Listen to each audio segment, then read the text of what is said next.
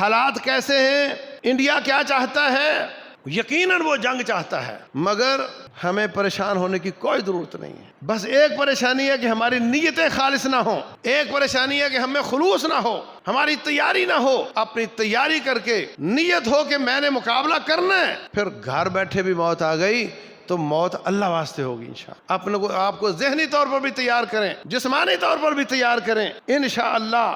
ہم جنگ مانگتے نہیں، مگر یہ گھاٹے کا سودا بھی نہیں۔ رسول اللہ صلی اللہ علیہ وسلم فرماتے ہیں لا تتمنوا لقاء العدو، دشمن کی ملاقات کی تمنا نہ کرو، لیکن اگر وہ آ جاتا ہے تو پھر ڈٹ جاؤ۔ ہم ان دو کے بیچ میں ہیں انشاءاللہ، فکر کی کوئی بات نہیں۔ ہمارا دشمن دوبارہ اٹھنے کا عقیدہ نہیں رکھتا، ہمارا عقیدہ یہ ہے کہ ہماری جنتوں کے بیچ میں یہ دنیا رکاوٹ ہے، یہ زندگی اور موت رکاوٹ ہے۔ انشاءاللہ ہم اس میں رب ذوالجلال کے مہمان بنیں گے، کوئی پریشانی کی بات نہیں۔ اسلامک اسکالر فضیلت الشیخ مفتی محمد یوسف تیبی حفظہ اللہ تعالی، فاضل مدینہ یونیورسٹی، خطیب مرکز اقصی جی ٹی روڈ گجرانوالہ۔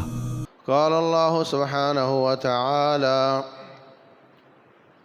يا أيها الذين آمنوا اتقوا الله وكونوا مع الصادقين ما كان لأهل المدينة ومن حولهم من الأعراب أن يتخلفوا عن رسول الله ولا يرغبوا بأنفسهم عن نفسه ذلك بأنهم لا يصيبهم ظمأ ولا نصب ولا مخمصة في سبيل الله ولا يطعون موطئا يغيظ الكفار ولا ينالون من عدو نيلا إلا كتب لهم به عمل صالح إن الله لا يضيع أجر المحسنين ولا ينفقون نفقة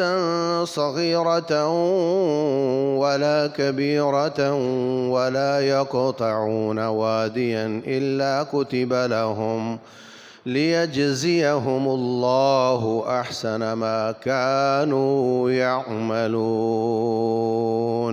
اے ایمان والو، اللہ سے ڈرو اور سچے لوگوں کے ساتھ ہو جاؤ۔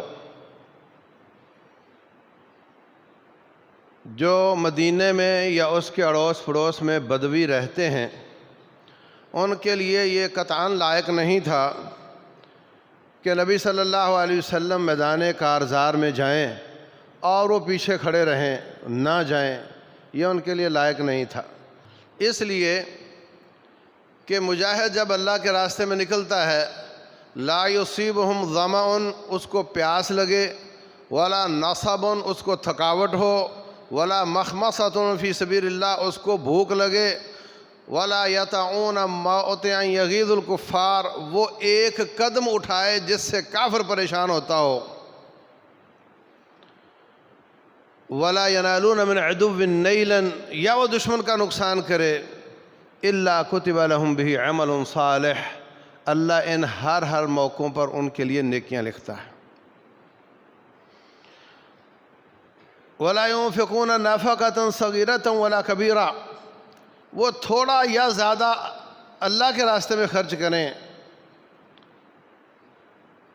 ولا يقطعون واديا، یا وادی کراس کریں، الا كتب لهم، مگر ان کے لیے اللہ تعالیٰ لکھ دیتا ہے تاکہ ان کی نیکیوں کا اس سے بھی زیادہ اجر اللہ تعالیٰ عطا فرمائے۔ محترم سامعین اور سامعات،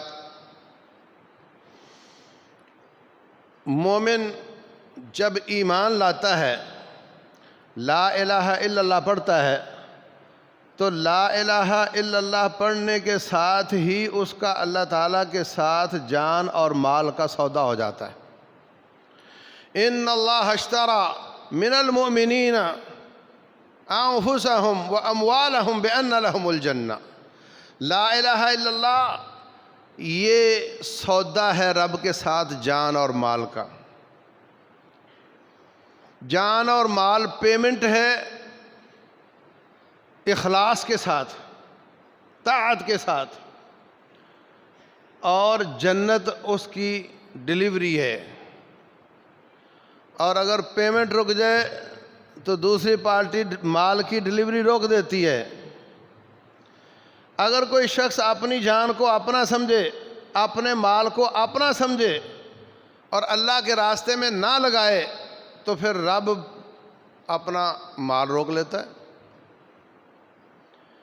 اور اگر کوئی شخص اپنی جان اور مال رب کو واپس دے دے، تھی تو وہ رب کی ہی، مگر وہ تیری قرار دے کر اس کا سودا کر رہا ہے، تو پھر اللہ تبارک و تعالیٰ کی جنت تیری ہے اور تیری جان رب کی ہے۔ اور یاد رکھو، اللہ تبارک و تعالیٰ کو آپ جان دینے جاؤ، وہ وقت سے پہلے واپس کر دیتا ہے۔ اگر آپ وقت سے پہلے چلے جاؤ تو واپس کر دیتا ہے۔ اگر آپ بھی دینے جاؤ اور وقت بھی ہو چکا ہو تو قبول فرما لیتا ہے۔ اور یاد رکھو،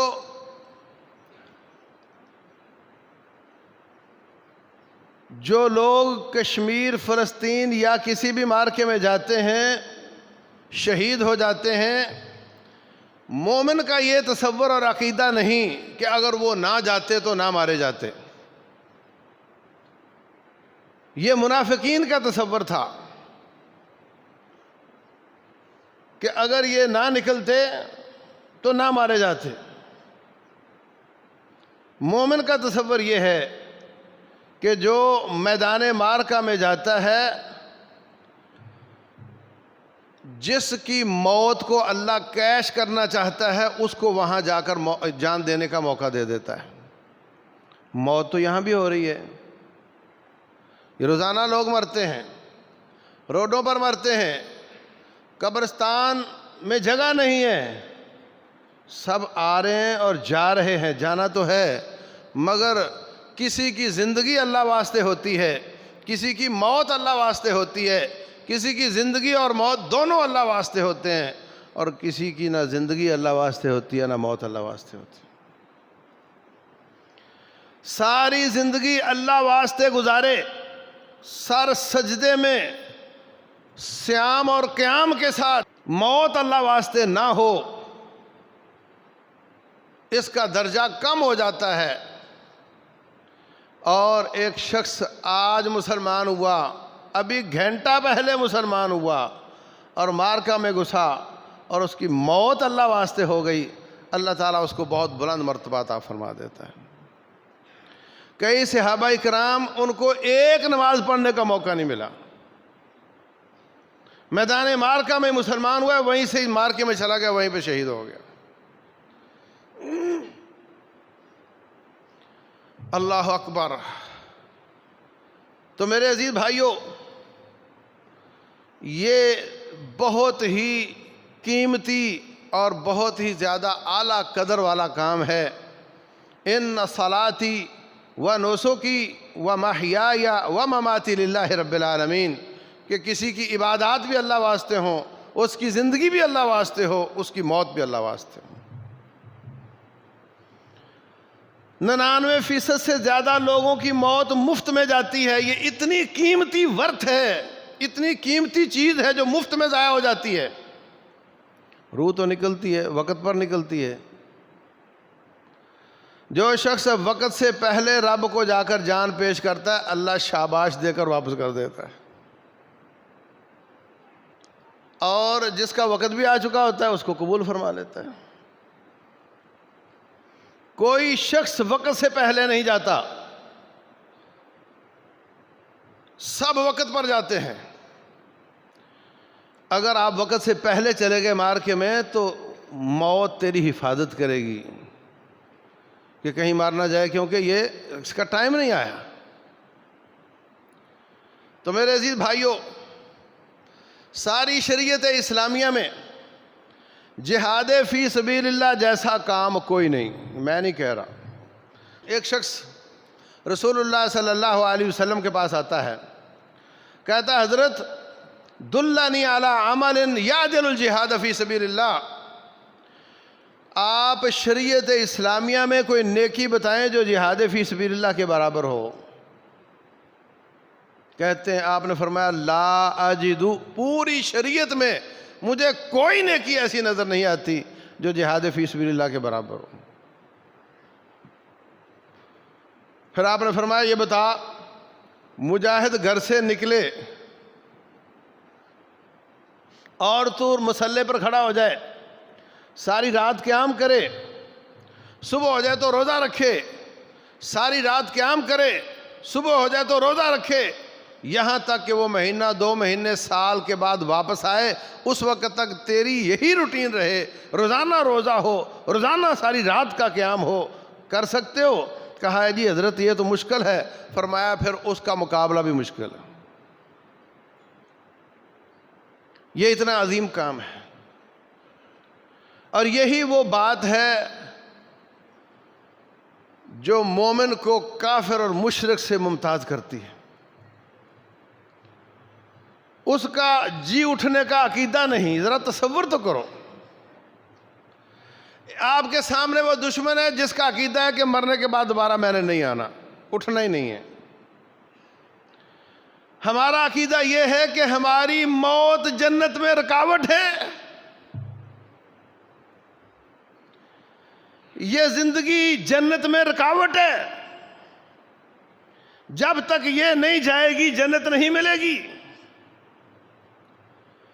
اور ہم اللہ کے فضل سے جب نیت خالص ہو، نبی کی متابعت ہو اور موت اللہ واسطے ہو، تو پھر جو دنیا سے جاتا ہے وہ دنیا سے زیادہ بہتر پروٹوکول میں چلا جاتا ہے، وہ زیادہ احسن حالت میں چلا جاتا ہے۔ تو جس کی حالت پہلے سے زیادہ اچھی ہو جائے اس پر غم کون کرے، اس پر افسوس کون کرے؟ رسول اللہ صلی اللہ علیہ وسلم دنیا سے گئے، دنیا پر مسلمانوں پر ایسا غم کبھی نہیں آیا جتنا رسول اللہ صلی اللہ علیہ وسلم کی وفات کے ساتھ آیا۔ اللہ اکبر۔ ابو بکر صدیق، عمر بن خطاب رضی اللہ عنہما کہتے ہیں بھائی آؤ چلیں ام سلیم کے گھر چلتے ہیں۔ نبی صلی اللہ علیہ وسلم جایا کرتے تھے، وہ کہے گی آپ گئے تو اب کوئی آتا ہی نہیں میرے پاس، آپ کی وفات کے بعد پہلی بار گئے ہیں۔ بی بی رونے لگ گئی، یہ دونوں بھی رونے لگ گئے۔ پھر ہمت کر کے حضرت ابو بکر کہتے ہیں کہ بہن آپ کیوں روتی ہو؟ ہمیں یقین ہے کہ نبی صلی اللہ علیہ وسلم کی حالت دنیا والوں سے کہیں زیادہ اچھی ہے، ہم نے آپ کو کون سا بڑا اعلیٰ پروٹوکول دیا ہوا تھا؟ وہی مہینہ مہینہ گھر میں آگ نہیں جلتی تھی، وہی چٹائی تھی کہ اوپر بستر نہیں تھا، وہی کہ ساری زندگی چپاتی باریک روٹی نہیں چکھی، یہ کیفیت تھی۔ اللہ نے تو آپ کو بہت سوری کائنات سے اعلیٰ مقام دیا ہوا ہے، یہ ہمارا عقیدہ ہے، تو رونے والی کون سی بات ہے؟ تو بھائیو یہ ہمارا عقیدہ ہے کہ انشاءاللہ جو نیک لوگ ہیں، اخلاص والے ہیں، دنیا سے جاتے ہیں تو پہلے سے اچھی حالت ہو جاتی ہے۔ اس لیے مومن موت سے نہیں ڈرتا۔ دنیا کسی نے کتنی بھی اچھی کر لی ہو، یہی وجہ ہے کہ صحابہ کرام دنیا کو اچھا نہیں کرتے تھے، دنیا کو اچھا نہیں کرتے تھے۔ دیکھو تجارتیں بڑھا لینا، مال زیادہ کر لینا، یہ اور چیز ہے، اور اپنا اسٹیٹس مینٹین کر لینا یہ اور چیز ہے۔ نبی صلی اللہ علیہ وسلم جب آخری دنوں میں تھے تو آپ مدینے کے سب سے بڑے امیر تھے، بنو نذیر کے باغات آپ کے ذاتی تھے، خیبر میں فدق کا باغ آپ کا ذاتی تھا، ہر مارکے کا 5واں حصہ آپ کا ذاتی ہوتا تھا۔ جن مارکوں میں لڑائی نہیں ہوتی، دشمن بھاگ جاتا، وہ ٹوٹل غنیمت رسول اللہ صلی اللہ علیہ وسلم کا ذاتی ثواب دیدی کوٹا ہوتا تھا۔ لیکن آخری دن بھی بیویوں کے کھانے کے لیے یہودی کے پاس زرہ گروی رکھ کر آپ نے جو لیے ہوئے تھے۔ اپنی ذات کا سٹیٹس مینٹین کرنا اور چیز ہے، کسی سیٹھ کے پاس مال زیادہ ہونا یہ اور چیز ہے۔ وہ مومن اپنا مال بڑھاتا ہے اللہ کی امانت سمجھتے ہوئے، وہ مال کا اپنے آپ کو مالک نہیں کہلواتا، وہ اپنے آپ کو منشی کہتا ہے، مالک اس کا رب سمجھتا ہے۔ ایسی کیفیت میں عبد الرحمن بن عوف کے پاس بہت مال تھا، عثمان بن عفان رضی اللہ عنہم کے پاس بہت مال تھا، خود رسول اللہ صلی اللہ علیہ وسلم کے پاس بہت مال تھا، مگر وہ سب اللہ تعالیٰ کی امانت سمجھتے تھے۔ جب انسان دنیا کی زندگی کو آرائش اور بہت بہترین نہیں بنا لیتا تو پھر اس کا نکلنا آسان ہو جاتا ہے، اور جو دنیا کو جنت بنانے کی کوشش کرتا ہے ایک نظر اپنی بنگلوں کی طرف ڈالتا ہے، ایک طرف میدان معرکہ کی طرف ڈالتا ہے، پھر اس کا نکلنے کو دل نہیں چاہتا۔ اے سی ریل یا بس پر بیٹھا ہو، نیند آ جاتی ہے، اپنا اسٹاپ چھوڑ کر آگے چلا جاتا ہے، پھر آنکھ کھلتی ہے، ہو میں تو پیچھے اترنا تھا میں نے۔ اور اگر کھٹارا گاڑی ہو، لو آ رہی ہو، دھواں آ رہا ہو، غبار آ رہی ہو، سیٹ بھی نہ ملی ہو، اس کو کبھی اپنا اسٹاپ نہیں بھولتا، وہ اس سے نکل کر عافیت محسوس کرتا ہے۔ رسول اللہ صلی اللہ علیہ وسلم فرماتے ہیں مومن کی روح ایسے نکلتی ہے جیسے مشکیزہ الٹا لٹکا ہوا ہو، نیچے سے باندھا ہوا ہو، تھوڑا سا ڈھیلا کر تو پانی نکل جاتا ہے۔ وہ تکلیفوں میں ہوتا ہے، پریشانیوں میں ہوتا ہے، وہ فوراً نکلتا ہے، اور جو دنیا کی آسائشوں میں پڑ جاتے ہیں ان کا پھر گھر سے نکلنے کو دل نہیں چاہتا، پھر آہستہ آہستہ دنیا والے بن جاتے ہیں، آہستہ آہستہ عبادات سے دور ہو جاتے ہیں۔ محلے میں مسجد تھی، پیسہ زیادہ آ گیا، گھر بیچ کر کسی بڑی کالونی میں ہاؤسنگ سوسائٹی میں چلا گیا، وہاں بغل میں مسجد نہیں تھی، پھر وہ عورتوں کی طرح گھر میں نماز پڑھنے لگ گیا، پھر آہستہ آہستہ بے دین ہوتا چلا گیا، اس کا پھر اس بنگلو سے نکلنے کو دل نہیں چاہتا۔ تو میرے عزیز بھائیوں، یہ سب جہاد کی تیاریاں ہیں۔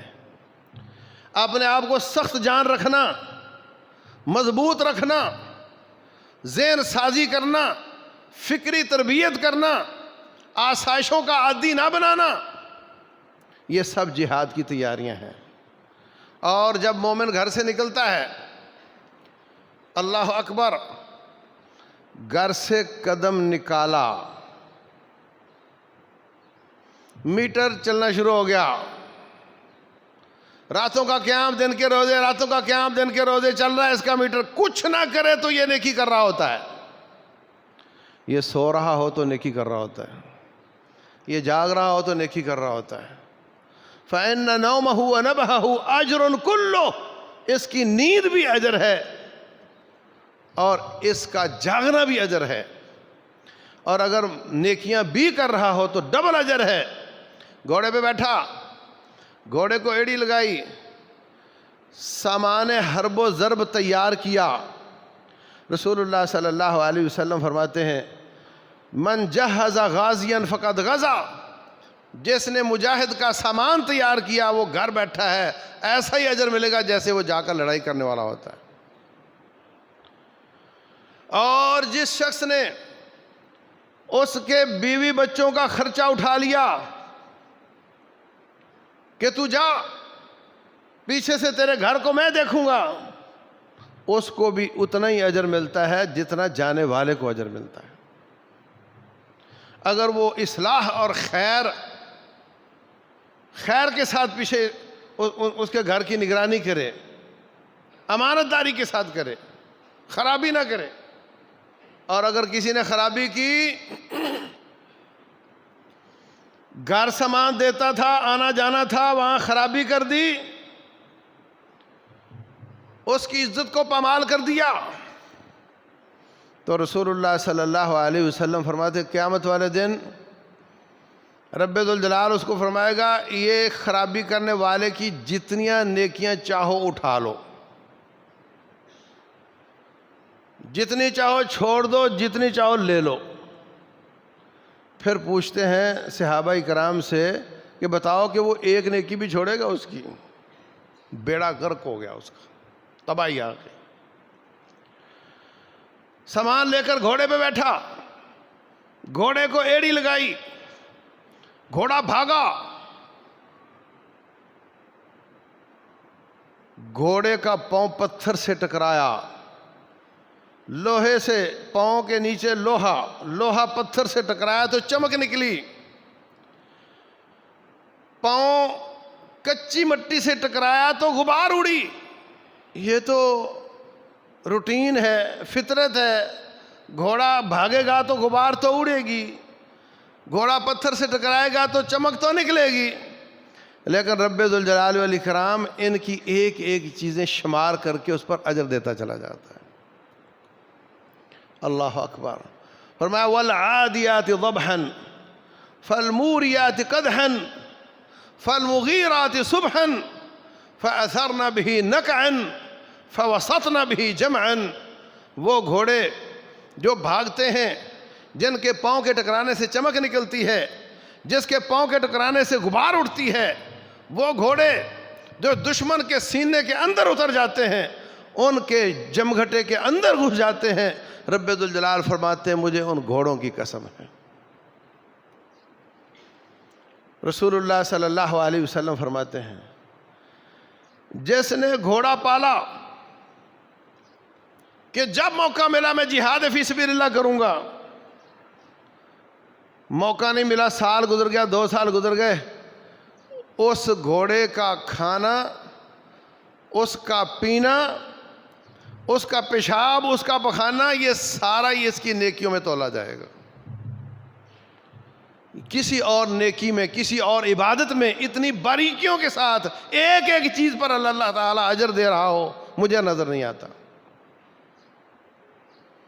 گھوڑا بھاگا، آگے بڑھا، ناک میں غبار پڑ گئی، قدموں پر غبار پڑ گئی، حالت خراب ہو گئی۔ رسول اللہ صلی اللہ علیہ وسلم فرماتے ہیں مغبرت قدم عبد فتمسہ النار فی سبیل اللہ۔ فرمایا جس شخص کے اللہ کے راستے میں چلنے کی وجہ سے قدموں پہ غبار پڑ گئی، اللہ تعالیٰ اس کو جہنم سے آزاد کر دیتا ہے۔ ان کے گھوڑے کی غبار، اس کا اجر یہ ہے۔ اللہ اکبر۔ اور فرمایا اگر وہ غبار اڑ کر اس کی ناک میں چلی گئی سانس کے ساتھ، تو فرمایا کہ فی سبیل اللہ کی غبار اور جہنم کا دھواں ایک ناک میں جمع نہیں ہو سکتا۔ آگے بڑھا، اللہ اکبر، ایک ایک چیز پر اجر مل رہا ہے۔ فرمایا لا یصیبہم ظمأ، اس کو پیاس لگ گئی، اس کو پیاس لگ گئی، یہ اترا پانی پینے کے لیے، گھوڑے کو چرنے کے لیے چھوڑ دیا، اس کا پاؤں باندھ دیا کہ تو اس دائرے کے اندر اندر کھا پی لے، وہ بھی آرام کرنے لگ گیا، تھکاوٹ آ گئی، بھوک لگ گئی۔ لا یصیبہم ظمأ، پیاس، ولا مخمصۃ فی سبیل اللہ، ولا نصب ولا مخمصۃ فی سبیل اللہ، تھکاوٹ ہو گئی، بھوک لگ گئی۔ اللہ تعالیٰ تھکاوٹ الاؤنس الگ دیتا ہے، پیاس الاؤنس الگ دیتا ہے، بھوک کا اجر الگ عطا فرماتا ہے۔ اور ادھر گھوڑا کھا رہا ہے، فرمایا جتنا کھا لے گا اس کو اجر ملے گا، مالک کو کے ترازو میں وہ سارا چارہ تولا جائے گا جو اس نے کھایا ہے۔ اور رسول اللہ صلی اللہ علیہ وسلم فرماتے ہیں اگر وہ گھوڑا اپنی رسی تڑوا کر وہاں سے کھانے لگ گیا جہاں سے مالک نہیں چاہتا تھا، اب روٹین یہ ہے کہ نیتوں پر اجر ملتا ہے، اس کی نیت نہیں کہ یہ ادھر سے جا کر کھائے، اس کی نیت ہے کہ یہ 50 میٹر کے اندر اندر کھائے، مگر وہ رسی توڑ کر نکل گیا، وہ 100 میٹر کے دائرے میں کھانے لگ گیا، تو فرمایا اس کی نیت تو نہیں تھی مگر اس کو بھی اللہ تعالیٰ اس کے نامہ اعمال میں تولے گا. وہ چارہ جو آگے جا کر اس نے کھایا وہ بھی اس میں تولا جائے گا, اور جو پیشاب کھانا کیا وہ بھی تولا جائے گا. اللہ اکبر. تھکاوٹ الاؤنس مل گیا, پیاس الاؤنس مل گیا, بھوک الاؤنس مل گیا, آگے بڑھا. وَلَا يَتَعُونَ مَوْتِ أَن يَغِيظُ الْكُفَّارِ. پیدل چلنا شروع ہو گیا, ایک قدم اٹھاتا ہے, اس کے قدم اٹھانے سے دشمن پریشان ہوتا ہے. اللہ تعالیٰ اس کے ایک ایک قدم پر نیکیاں بنا رہا ہوتا ہے. آج کل جنگیں مختلف ہو گئی ہیں. اس وقت دشمن دیکھتا تھا مجاہد آ گئے تو ان سے پریشان ہوتے تھے, مجاہدوں کو دیکھ کر پریشان ہوتے تھے, تو ان کے قدم قدم پر نیکیاں بنتی تھیں. آج کل جنگوں کا انداز بالکل مختلف ہو گیا ہے. ایک آدمی کمپیوٹر پہ بیٹھا گھر, اور وہاں سے ڈرون اڑا رہا ہے اور وہاں سے ہی حملے کر رہا ہے, اور وہ سینکڑوں کلومیٹر دور بیٹھا ہوا ہے, اور دشمن کو وہ نظر نہیں آ رہا مگر وہ اس سے بڑا ہی پریشان ہوتا ہے. آج کل دشمن کس کا نام لے رہا ہے؟ مارکا ہوا کشمیر میں, نام کس کا لے رہا ہے؟ کن کے علاقوں کو زیادہ خطرات لاحق ہیں؟ جن سے دشمن پریشان ہے, جن کو وہ اپنے لیے خطرہ سمجھتا ہے, یہ گواہی دشمن کی ہے کہ رب ذوالجلال ان کے ایک ایک قدم پر نیکیاں عطا فرمائے گا. دشمن بول بول کر بتاتا ہے ہمیں فلاں فلاں سے خطرہ ہے, فلاں فلاں شخص سے ہمیں بڑا ڈر آتا ہے. جس جس سے دشمن بول بول کر خطرہ ظاہر کر رہا ہے, ان تمام جوان, ان کی ذاتی امیر صاحب ہیں, ان کا نام لیتے ہیں تو وہ ان کی ذاتی حیثیت سے یا مجاہدوں کے امیر ہونے کے حساب سے, تو جن کی وجہ سے ایسا ہے وہ سب کے سب کا اجر اللہ کے پاس محفوظ ہے. ان کے ایک ایک قدم پر اللہ تعالیٰ اجر عطا فرمائے گا. اجتماع ہوا, کھلبلی مچ گئی. ایک میدان پر لوٹے پڑے ہوئے تھے, سیٹلائٹ سے دیکھا, معلوم نہیں کیا سمجھا ان کو, فوراً فون کھڑک گئے جناب کہ ان کے اجتماع میں یہ کیا پڑا ہوا ہے. اجتماع تو دنیا میں بہت ہوتے ہیں مگر کسی سے کافر پریشان نہیں ہوتا. رب ذوالجلال فرماتے ہیں وَلَا يَتَعُونَ مَوْتِ أَن يَغِيظُ الْكُفَّارِ. جس کے قدم اٹھانے سے کافر پریشان ہوتا ہے, اللہ اس کے قدم قدم پر نیکیاں لکھ رہا ہوتا ہے. اللہ اکبر. وَلَا يَتَعُونَ مَوْتِ أَن يَغِيظُ الْكُفَّارِ وَلَا يَنَالُونَ مِنْ عَدُوٍّ نَيْلًا. کچھ نہیں کیا, صرف جا رہا ہے, دشمن دیکھ کر پریشان ہوا, قدم قدم پر نیکی ملی. اور اگر مٹ بھیڑ ہو گئی اور اس نے دشمن کو مارا, دشمن نے اس کو مارا, یہ زخمی ہو گیا, اس کا خون نکل آیا, اللہ اکبر. رسول اللہ صلی اللہ علیہ وسلم فرماتے ہیں من یکلم فی سبیل اللہ, اللہ اعلم من یکلم فی سبیل اللہ. جو اللہ کے راستے میں زخمی ہوتا ہے, اور رب زیادہ جانتا ہے کہ کون اللہ کے راستے میں زخمی ہوا ہے. قیامت والے دن آئے گا, رنگ تو خون کا ہوگا مگر خوشبو اس سے کستوری کی آ رہی ہوگی, خوشبو اس سے کستوری کی آ رہی ہوگی. اللہ اکبر. اور اگر جان ہی دے دی تو پھر اللہ تعالیٰ اس کو جنت کا وارث بنا دیتا ہے. زخمی ہوا, آگے بڑھا, آگے پہاڑی آ گئی, اوپر چڑھا, پھر اترا, وادی کراس کی. اللہ فرماتے ہیں وَلَا يَتَعُونَ مَوْتِ أَن يَغِيظُ الْكُفَّارِ وَلَا يَنَالُونَ مِنْ عَدُوٍّ نَيْلًا وَلَا يُنْفِقُونَ نَفَقَةً صَغِيرَةً وَلَا كَبِيرَةً. کوئی بھی خرچہ اللہ کے راستے میں کرتے ہیں. وَلَا يَقْطَعُونَ وَادِيًا, وادی کراس کرتے ہیں, اللہ تعالیٰ وادی کراس کرنے کا الگ الاؤنس عطا فرماتا ہے۔ روٹین تو یہ ہے کہ بندہ جاتا ہے، نشیب و فراز تو آتے ہیں، کبھی چڑھائیاں ہوتی ہیں، کبھی اترائیاں ہوتی ہیں، مگر اللہ تعالیٰ ان چڑھائیوں اترائیوں کا الگ اجر دے رہا ہے۔ دشمن نے مارا، شہید ہو گیا، رسول اللہ صلی اللہ علیہ وسلم فرماتے ہیں شہید کو جان نکلنے کا اتنا دکھ یا اتنی تکلیف آتی ہے جتنی چونٹی کے کانٹے کی ہوتی ہے، اتنی کم تکلیف آتی ہے۔ اور روح نکلنے سے پہلے اللہ تعالیٰ جنت کا محل پسند کروا دیتا ہے۔ ایسے ہوتا ہے نا، آپ نے ٹوکن بھیج دیا، آپ کو مال پسند کروا دیا جاتا ہے، اور جب آپ فل پیمنٹ کر دیتے ہیں تو مال ڈیلیور کر دیا جاتا ہے۔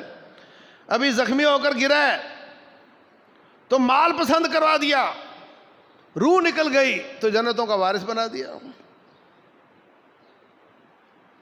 قبر میں اتر گیا، رسول اللہ صلی اللہ علیہ وسلم فرماتے ہیں اومنا من الفتان، اس سے نہیں پوچھا جائے گا کہ تیرا رب کون ہے، تیرا دین کیا ہے، تیرا نبی کون ہے۔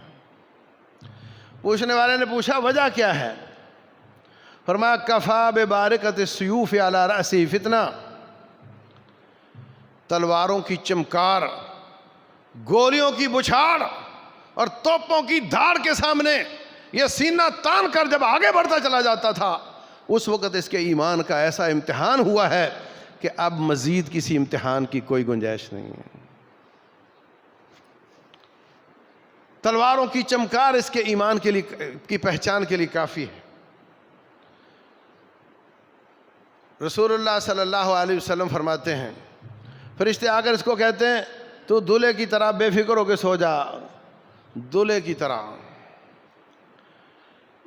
فکر ہوتی بھائیوں کو، والد کو، کھانا کیسے پکنا ہے، مہمان کو کہاں ٹھہرانا ہے، کیا مسئلہ ہے، یہ دلہا ہے بھائی، اس کو آرام کرنے دو۔ فرمایا تو آرام کر، جنت کی طرف کھڑکی کھل جاتی ہے، خوشبوئیں اور ٹھنڈی ہوائیں آتی ہیں، اور عام مومن کی روح سبز پرندے کی روح بن جاتی ہے، اور اس کی روح کو سبز پرندے کی پوٹ میں بٹھایا جاتا ہے پروٹوکول کے ساتھ، اور پھر وہ جنت میں چہچہاتے ہیں اور اللہ کے عرش کے نیچے قندیلوں میں جھولے جھولتے ہیں، اور رب ذوالجلال ان کا میزبان ہے اور پوچھتا ہے بتاؤ کسی چیز کی ضرورت تو نہیں، کوئی خواہش؟ وہ کہتے ہیں یا اللہ تیرا دیا بہت کچھ ہے۔ اللہ پھر پوچھتا ہے، پھر وہ کہتے ہیں کہ یا اللہ اگر ایک جان دینے سے اتنا پروٹوکول ملتا ہے تو پھر ہمیں واپس لوٹا دے، ہم بار بار جانے دینا چاہتے ہیں اور اپنے پروٹوکول کو دوبالا کرنا چاہتے ہیں، مگر نہیں، نیک ہو تو بھی، برا ہو تو بھی واپسی نہیں ہے، واپسی نہیں ہوتی۔ اللہ اکبر، میدان حشر ہوگا، لوگوں کو نفسی نفسی کا عالم ہوگا، اور اس کو کوئی فکر نہیں ہے۔ یہ 70 لوگوں کی لسٹ مرتب کر رہا ہے کہ کس کو رکھنا ہے اور کس کو نکالنا ہے۔